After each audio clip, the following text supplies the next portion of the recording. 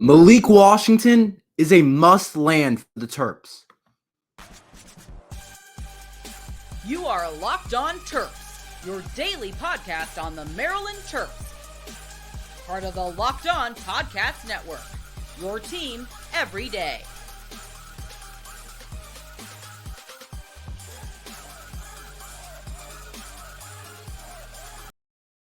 What's up, everyone? I'm Tre Moore, video content creator for 247 Sports and InsideMarylandSports.com, and host of Locked On Terps for the Locked On Podcast Network, your team every day. So thank you for making us part of your day, and I hope you guys are having a great Thursday and getting through the week well, and I hope everyone had a good week, and I'm looking forward to Friday, and I'm looking forward to the weekend. So I hope all of you guys are too. But let's get into the first topic of the day, which is a big topic, which is huge. I think one of the most important thing in today's recruiting, the Terps must land Spalding quarterback Malik Washington, one of the best quarterbacks in the class of 2025. The Maryland Terrapins absolutely must land this kid. I'm going to start there. Malik Washington's one of the best quarterbacks in the 2025 class. He's one of the best quarterbacks in all of high school football. He's probably my favorite player. I've been watching him at Spalding for a little bit now, and I've watched him play live. I've watched him play on stream, on the computer, on YouTube, and all these different things. And I take away one thing. Malik Washington is a football player. He's a guy. He's a guy that you want. He's a guy that a lot of people are going to want. He's a guy that is highly recruited, really highly ranked, that also has gone up on the recruiting boards. And I think he's a must land for the Maryland Terrapins because I have a couple reasons why. If we want to take a step as a program, I know I sound repetitive a lot of the times, but if we want to take another step as a program, it has to come in recruiting. And we have to be able to land some of these DMV highly ranked players in the DMV. And that's exactly what Malik Washington is. He's a highly ranked player in the DMV who has all the tools and all the makeup to be one of the best quarterbacks in the country when he gets into college after a couple of years, for sure. I think he has all the makeup to be one of the best players in the Big Ten eventually for the Terps. He's ranked like it, and when I see him play, I don't think he's like overly ranked. I think he's ranked just in the right spot. I think 247 has him in a really good spot as a quarterback when you look at him as a player. And when I think about Maryland football, if we want to keep on being successful, the quarterback play is going to be pivotal. We got used to Talia. We got used to what Talia could do. We got used to Talia being able to throw the ball all over the yard and Talia to be able to make a ton of different plays and Talia to be able to lead the Big Ten in passing yards ever, not just in a year or two, in a random year. No, he's the leader in Big Ten passing yards ever. And we got used to that as a fan base, as a Maryland fan base. We got used to pretty good quarterback play, high-level quarterback play. And so when I think of the trajectory of the program, us trying to take the next step, it starts with recruiting, and it starts with landing a kid like Malik Washington, rated as a 4-star in the class of 2025, ranked as one of the better players in the class of 2025, ranked on their player ratings, ranked 180th nationally, ranked as the 14th best quarterback and the 3rd best player in Maryland. And so my point is, we got used to Talia. We got used to being successful with that kind of quarterback play. And Malik Washington and Talia aren't completely the same players. But if we want to take another step, we have to continue to get a quarterback that can play at a really high level. That's just what it is at the end of the day. You have to have a guy that can play at a high level at the most important positions in all the sports, the most important position in all the sports, the quarterback spot. And so when I say Malik Washington is a must land, I really do mean that. If we do not land this kid, Malik Washington, it's going to hurt. It's going to hurt the fan base. It's going to hurt the coaching staff. It's going to hurt the program because then I don't know what our future looks like at the quarterback position. Sure, we have some good players in that room. Sure, we have some young good players that we've recruited, but they're not Malik Washington. They're not a guy that's ranked top 200 and the third best player in the state of Maryland. And he's a guy that we have to start landing guys like this. We have to be able to start landing guys like this if we want to take the next step as a program. So I really do believe that if we want to continue the momentum, and we just landed a really good player out of the DMV, another 4-star according to a lot of websites, in the Iverson Howard kid. And so if we can continue that momentum and go from Iverson Howard to Malik Washington, I think that we're in a really good place as a. And here's the next big thing that has to go on with the Malik Washington thing. There's a couple of things. I think this is a perfect time to talk about it. I know I've talked about it a couple times, but there's so many different components to this, and a lot of it's hot right now. He goes to Maryland tomorrow for his official visit, which is going to be a really big deal. He has his official visit coming up tomorrow at Maryland. He posted on his Twitter. I'm looking at it right now. It says, "See you tomorrow, #Terps Nation." And so I'm looking at this and I'm saying he has his official visit this weekend at Maryland, and this could seal the deal. This is a huge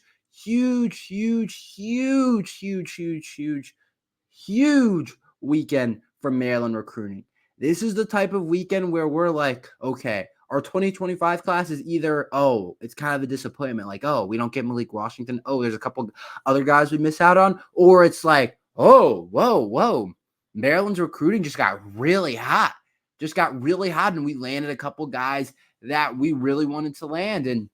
And that's why Malik Washington is a must land, not only because we would get himself, but because it brings attention to the program. It brings attention to a lot of the DMV recruits. They're going to be like, he's going to Maryland? Maybe I should be going to Maryland. Maybe that's a place that I should be. Maybe I should stay home and go to Maryland. Or he's going to be able to recruit other people from the DMV area as well. The players are some of your top recruiters. That's something that not a lot of people talk about. Players are some of your top recruiters. Yes, the coaches are, at the end of the day, probably going to have the biggest impact for sure. But the players at your program, how much they're talking to the other guys, how much they're pushing other guys to come is part of it. Believe it or not, it is part of it. You like to think kids are making their own decision completely, but that's just not what it is. A lot of it's going to be NIL. A lot of it's going to be like, who's pushing for me to come? And so I really do believe that if Malik Washington lands with Maryland, he could potentially push a couple other kids in the DMV area to maybe attend Maryland. As well as I'm also looking at as Malik Washington's the future at our quarterback spot if we land him. And I know I touched on this a little bit, but Maryland's quarterback spot in the next couple of years, sure, it looks okay. It's like MJ Morris will be here for a little bit, and Billy Edwards we have for a couple more years as well, and same as Cameron Edge. But to be completely honest and be completely realistic, after this year, that quarterback room is going to shrink. I almost guarantee it. That's just what it is in today's portal world. And I like to think MJ Morris is going to win the quarterback competition, but who knows? Billy Edwards might win it. Maybe Cameron Edge steals the quarterback position later on. That's not really the point of this segment. That's not really the point of what we're talking about here. But my thing is that if whoever wins the quarterback competition, let's say it's MJ Morris, realistically, Billy Edwards and Cameron Edge could be gone. And then we're looking at it as like, those two guys hit the portal. Well, who's the backup? Who's next in line? And you don't want the guy next in line to be someone, you want someone to be like Malik Washington, who's 6'4", 200 pounds, has every offer in the book, has a ton of offers. And so I'm looking at it and I'm saying, that's the type of guy that you want to think, he's our next quarterback. And he has a chance to probably come into Maryland right away and play. He's athletic for sure. I've seen him on the basketball court. And I'm like, I would not have known this kid's a football quarterback. It's like, I would have been like, that guy must be a tight end or something because it was freakish athletically. Like he's jumping out the gym in basketball. I've seen it live. And then I'm also looking at him and I'm saying he has a really powerful arm as well. Can make all the different throws. He can run, he can throw. So his dual threat ability is really important. And another reason Maryland must land him. But he's next in line to be a Maryland great, a really good Maryland quarterback, and a guy that has a quarterback that we don't have to get in the portal, that is warm at Maryland, that can learn the Maryland system, that can grow up in the Maryland system. So when he's a veteran, he knows everything. He knows all the tricks in the books. He knows all the checks. He knows what to do against this look. He knows what to do against this cover 2 zone or this cover 2 man or this cover 3 look at the defense or this blitz package, just cover 0. He knows how to check to what, to this, to that. He's going to really understand the offense if we can get this guy in our building, and he has a chance to play really early on.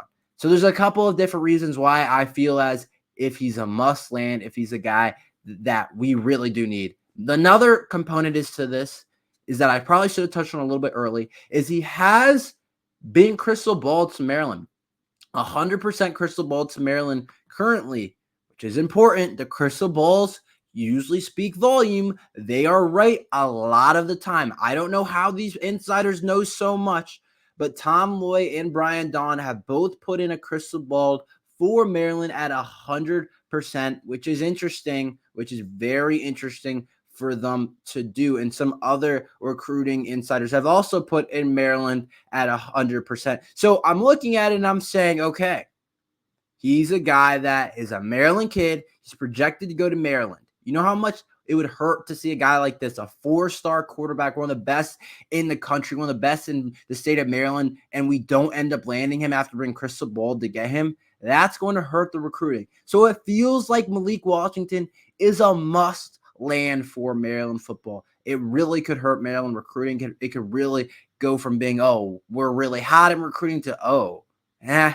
okay, maybe we're doing decently, but it's kind of more the same. When are we ever going to take the next step up? But landing a kid like Malik Washington can really allow you at the most important position to take another step up, which I think is extremely important for the Maryland Terrapins. And one last thing is he is also Elite 11 invitee, so he's been playing in that. And if we land him, maybe I'll talk about that a little bit more. But just know, if you guys want to look that up, he's in the Elite 11, and he's been doing pretty solidly, I've seen in that. And if you guys don't know what the Elite 11 is, it's like the 11 best quarterbacks, quote unquote, I guess, in the class of 2025. There's a bunch of winners, almost all their winners, that they choose one MVP or at the end, I think it's considered camp to be the winner of that week. And almost all of them are like NFL quarterbacks. Like I think Tua has won it before. I think I want to say Justin Fields won it one year, or I forget if Justin Fields or Trevor won it. I'm pretty sure it was Justin Fields. There's been a bunch of, I think there's a couple others that are in the NFL. I just have to double check. But he's also an Elite 11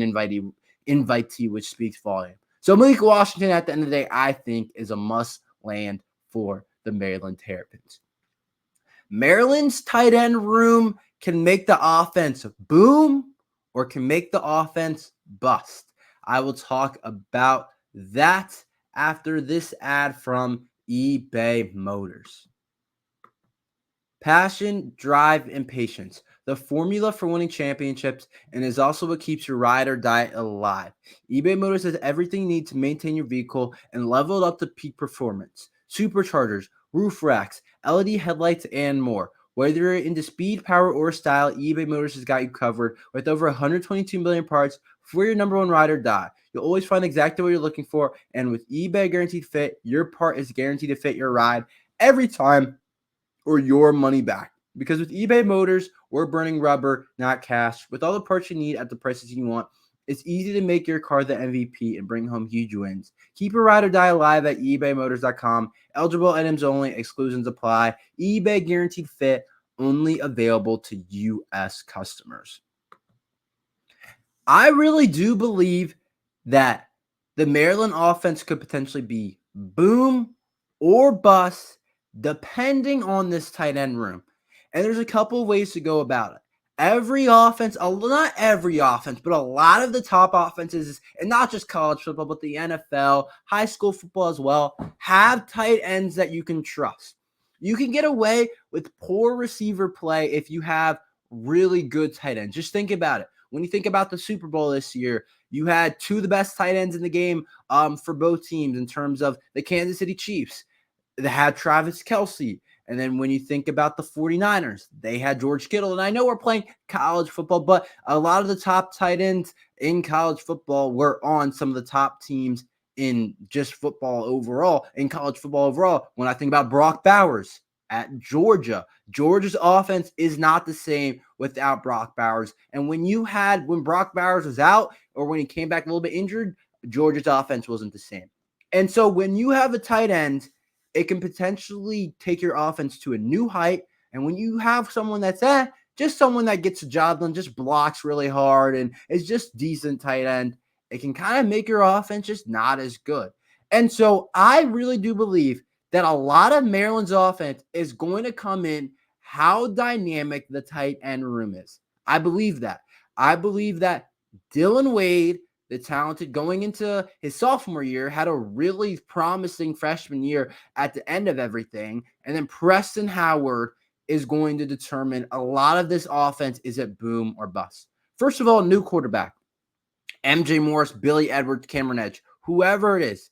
I'm not trying to argue right now who's going to be the quarterback. I've let you guys know I think it's going to be MJ Morris. But whoever the quarterback may be, having a tight end as a quarterback that's either hasn't had a lot of playing experience like Billy Edwards or Cameron Edge, or if you are MJ Morris, it's like, okay, I'm new to the offense. Having a tight end that can get open really helps open everything up in the offense. I think it's one of the more underrated spots in the NFL, in college football overall. If you have a tight end that can open up your offense. And so when I think about Maryland and when I think about the Maryland Terrapins, if Dylan Wade and Preston Howard can play at not just a good level, but almost an elite level, which I'm not saying I'm expecting them to play at elite level, it takes our offense to maybe a spot where it can really kind of elevate and it can look really top notch and it can look maybe even better than we thought that it would. And maybe it could be an offense that is a lot more scary, even with the new quarterback, even without Talia. And that's not going to be easy for two guys who haven't been technically starters for us. Remember, we lose Corey Dyches, who entered the transfer portal and then decided to go to Charlotte, but then switched to Cal, which seemed a lot better for him. It was weird that it seemed like he didn't get a lot in the portal. And at the end of the day, a lot of people might have argued that he should have stayed at Maryland.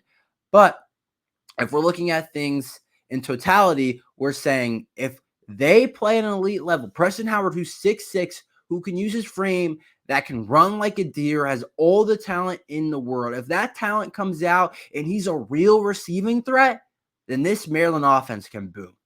And Dylan Wade, if he's as good as advertised, everyone keeps talking about Dylan Wade. This kid's really talented. Coach Loxley, this kid's a really good football player. Spring game makes a really big time play. Preston Howard, we've seen flashes of him being really good. So we have two guys that can be elite receiving threats, and the blocking's kind of a question mark. But if they can be really good in the receiving game and take some pressure off of Caden Prather and Ty Felton on the outside, this offense could really boom and be a lot better than expected. And maybe even that can help with the run game in ways that you probably wouldn't expect it and will just help the offense overall.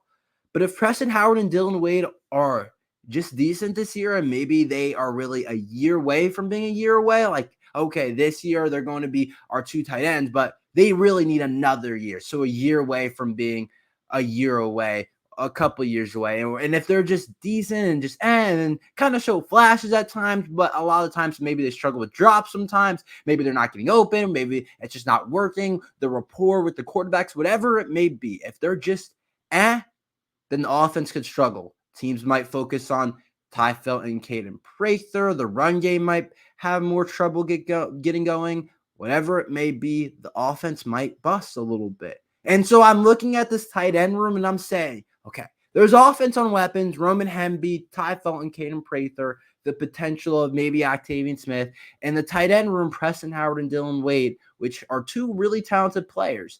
But if they don't take it to the next level, if they don't play to their talent, if they don't play, even though they're young, if they don't play at a high level, which is a lot to ask, then I could say that this offense, sure, we have some good players, but everybody in the Big Ten has some good players. And our offense could struggle because with the new quarterback, with maybe less options than we think, harder to get guys open, harder to scheme guys open. And it's going to be harder when teams are focusing on two really good receivers that we have. And Roman Hemby might struggle more and all these different things. And so I think that the tight end play could kind of boom or bust our offense overall. A Maryland football player decides to decommit, and it does hurt our 2025 class a little bit, but we'll still be okay. We'll talk about that right now. So Khalil Stewart, the offensive lineman, decided to decommit from the Terps a couple of days ago. And I kind of have mixed feelings about this. Honestly, I want to start by saying this. This isn't going to kill us. It's not going to kill anybody. We're going to be completely fine anyway. He was a decent player, nothing too crazy. I think that he's going to be a decent player at the college level. I'll be really interested to see where he ends up going, but he was rated as a 3-star, the 49th offensive lineman, interior offensive lineman. So he was kind of projected to be like a guard, maybe a center, but I don't think this kills us. I think the Terps are completely fine for a couple of different reasons. One, we recruited offensive line pretty heavy in our 2024 class. If you guys remember Maryland's 2024 recruiting class, we recruited a ton of offensive linemen. When I think about